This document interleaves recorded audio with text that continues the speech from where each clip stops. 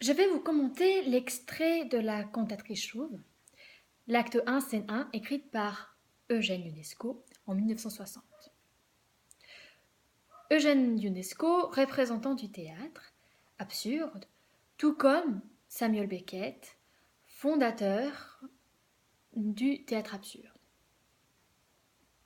Apparu dans les années 50, ce théâtre met en scène l'absurdité de l'existence. Une telle absurdité qu'on peut que sortir grâce à la mort. C'est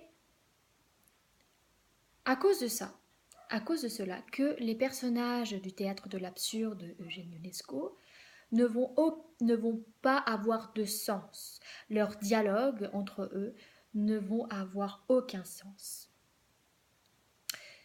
Ça peut inciter le rire chez le spectateur, mais cela va être un rire noir. Dans l'acte 1, scène 1,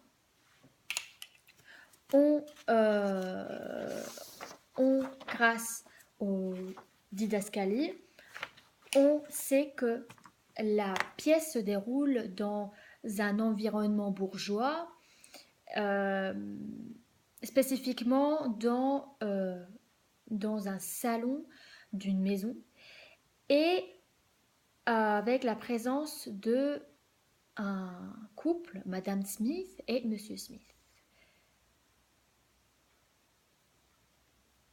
À présent, je vais lire l'extrait de cette scène.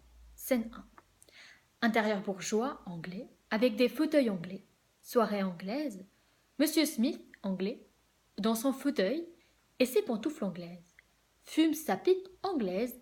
Il y a un journal anglais, près d'un feu anglais. La pendule anglaise frappe 17 coups anglais. Madame Smith. Tiens, il est 9 heures. Nous avons mangé de la soupe, du poisson, des pommes de terre au lard, de la salade anglaise. Les enfants ont bu de l'eau anglaise. Nous avions bien mangé ce soir. C'est parce que nous habitons dans les environs de Londres et que notre nom est Smith. Je vais m'arrêter là.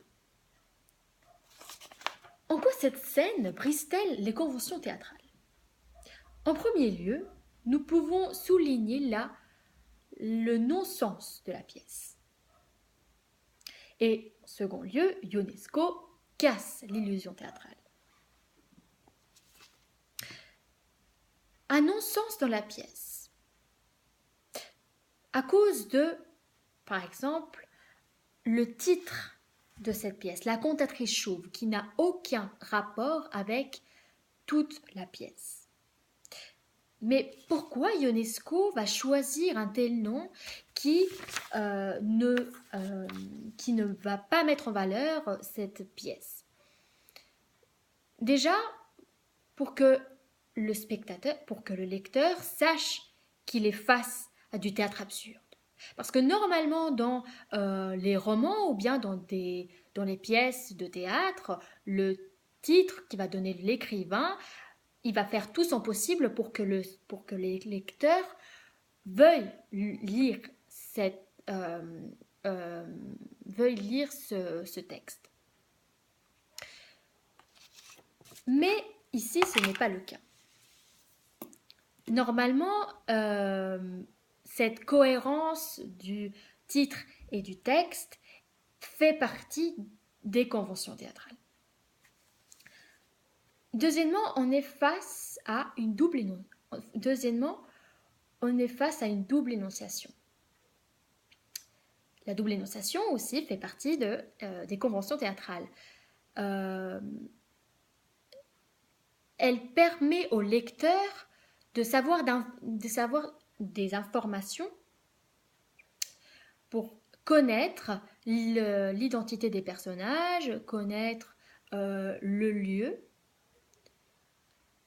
Mais ici, cette double énonciation est absurde. Pourquoi ? parce que les répliques de Madame Smith sont vides. Cela veut dire que même si Madame Smith nous donne plein d'informations, ces informations ne vont pas aider au spectateur ou bien le lecteur euh, pour qu'il puisse savoir, pour qu'il puisse s'informer du dénouement de la scène ou bien de l'histoire de la scène. Ici, pendant toute cette scène, Madame Smith va nous parler de la nourriture, du dîner, de choses banales, de choses qui n'ont pas, que normalement nous n'accordons pas d'attention. Deuxièmement, UNESCO casse l'illusion théâtrale. Le spectateur, il est dans the suspension of disbelief, comme il dit le philosophe Samuel Taylor Coleridge. Cela veut dire que le spectateur, il va faire partie de cette illusion théâtrale. Il sait bien sûr que ce qu'il voit sur scène n'est pas réel, c'est tout fictif. Les rôles, il sait que c'est que des acteurs, que le décor n'est pas réel, mais il va, il va, il va vouloir, il va vouloir croire à cette fiction. Ici, dans le théâtre absurde, Eugène Ionesco va faire tout son possible pour créer un décor parfaitement imparfait. Cela veut dire que le metteur en scène dans cette pièce va créer par exemple le ciel, il va être totalement irréel, ne va pas être réaliste comme les postures des personnages ou bien le décor soi-même. Bon, le langage, comme j'en ai parlé, ne va pas avoir une cohérence. Les personnages de la première scène, comme dans d'ailleurs toutes les pièces de l'absurde, les personnages ne vont pas avoir le moyen de communication des personnages normalement est la parole. Mais ici, cette parole va être absurde. Cela veut dire que même s'il y a des répliques, même s'il y a des dialogues, même s'il y a des monologues, il ne va pas avoir de sens. Ça ne va pas avoir de sens. Aussi, la musique dans le théâtre de Eugène Ionesco, La cantatrice chauve, au début de la scène, on écoute une musique qui n'est pas du tout en harmonie avec le dialogue ou bien avec la situation du départ. Cette musique est des accords de piano qui ne sont pas du tout harmonieux avec les dialogues. Ça donne au spectateur une sensation, il va être incommode face à cette pièce. Déjà, par le décor qui va être totalement ridicule, le dialogue qui va avoir aucun sens. Et bien sûr aussi ici la musique. Aussi dans la pièce au début il y a aussi des rires, des faux rires qui va aussi mettre très mal à l'aise le spectateur parce qu'il sait que tout ça c'est irréel, c'est complètement faux.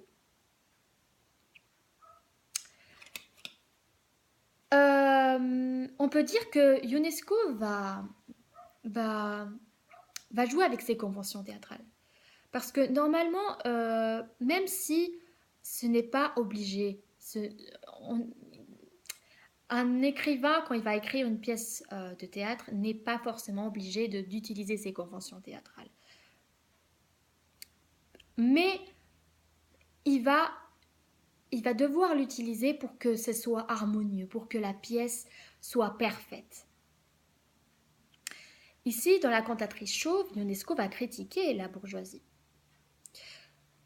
Bon, en conclusion, on peut voir comme, bon, a priori, cette scène paraît complètement absurde et décousue, mais au fil de la scène, nous remarquons une scène bien huilée, bien construite. Parce que derrière toute cette absurdité, quand même, il y a une critique, une forte critique. Cette forte critique, cette absurdité va mettre en lumière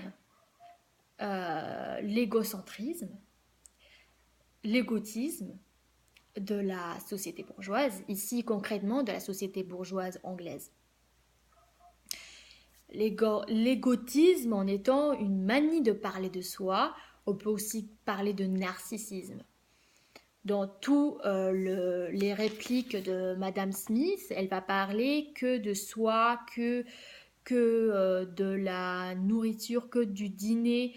Donc elle va nous donner des informations inutiles, des informations qui vont complètement ennuyer le spectateur. Mon point de vue par rapport à cette scène, par rapport d'ailleurs à tout, par rapport en concret au théâtre absurde. Pourquoi le théâtre absurde est-il créé? Parce que même, on avait vu par exemple avec Beaumarchais, quand il va créer le mariage de Figaro, ça va être une scène avec il va avoir cette convention théâtrale. Derrière tout ça, il va avoir une forte critique, bien sûr, à la société, aux bourgeois. Mais ici, le théâtre absurde, de mon point de vue, est complètement...